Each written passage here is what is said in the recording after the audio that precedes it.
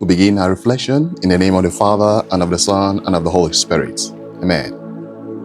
My dear friends in Christ, I welcome you to the homily of 28th Sunday in ordinary time. You see these two words, thank you.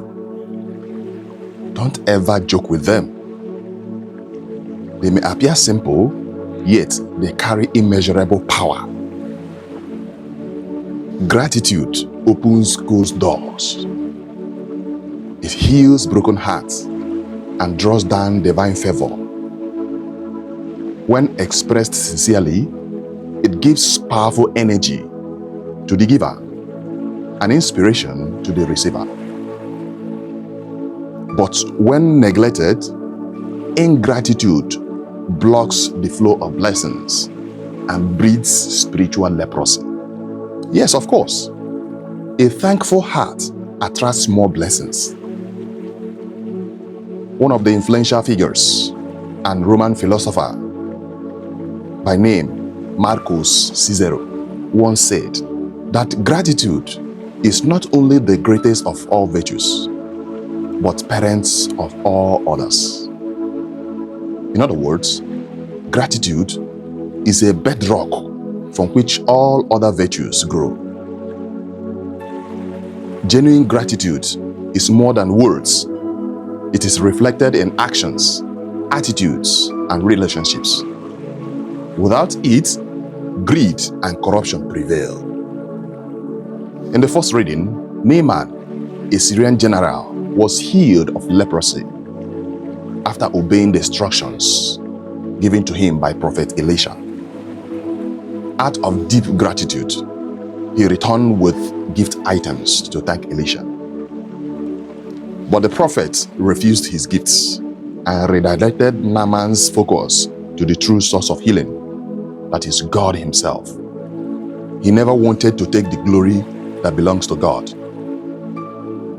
because Naaman felt it was Elisha's power that healed him.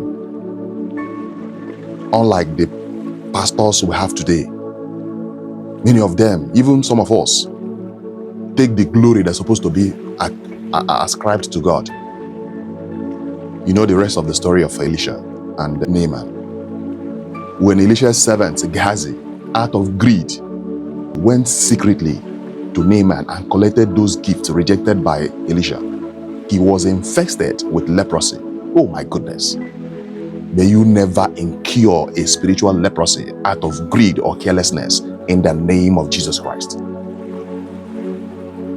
Sometimes, many people have been infested with spiritual leprosy without knowing. As you know, leprosy in the scripture symbolizes sin, that which separates us from God and isolates us from others. In the olden days, anyone who had leprosy is being isolated, ostracized. Like Naaman, when we receive healing through the mercy of God, especially through the sacrament of reconciliation, we are restored to wholeness. Yes, gratitude is our proper response to such mercy. And then, thanksgiving completes the miracle of restoration. They must go in pari passu. In the gospel of today, 10 lepers came to Jesus Christ for healing. Now Jesus Christ told them, "Go and show yourself to the priests." On their way going, they received instant healing and were cleansed. Immediately that happened, one of them returned back to give thanks. Ironically, it was a Samaritan, a foreigner for that matter. The one who is being despised by the Jews returned with a grateful heart to thank Jesus Christ. Jesus Christ was deeply touched and said, "We are not 10 cleansed? Where are other 9? Was no one found to return and give praise to God except this foreigner?" He then said to him, "Rise and go. Your faith has made you well." You see how the man regained his total freedom and healing? I want you to know this. Gratitude makes healing complete and permanent. It is not about status, religion, or culture. It is about humility and a recognition of grace. The other 9 persons only received physical healing, but missed the fullness of spiritual healing, which comes through gratitude. So, Jesus' words, were not 10 lepers cleansed? Where are the other 9? Serve as a divine reminder to our generation that ingratitude can close the door of future blessings. Of course, praise and thanksgiving are the most powerful and effective way to attract God's presence. They are the keys to open the doors of heaven, as well as divine magnets that draw down God's favor. As the scripture says in Psalm 22 verse 3, God inhabits in the praises of his people. Praise and thanksgiving are also spiritual weapons of warfare. You remember Joshua in Joshua chapter 6. After the Israelites praised God for 7 days, the walls of Jericho fell down. In 2 Chronicles chapter 20, Jehoshaphat and his army sang praises to God and saw their enemies defeated. Also in Acts of the Apostles chapter 16 verse 25 to 40, when Paul and Silas were incarcerated, they praised God in the prison, and immediately there was an earthquake which broke their chains and set them free. May your praise and thanksgiving to God Almighty draw down the power of God over your life for transformation, favor, and breakthrough in the name of Jesus Christ.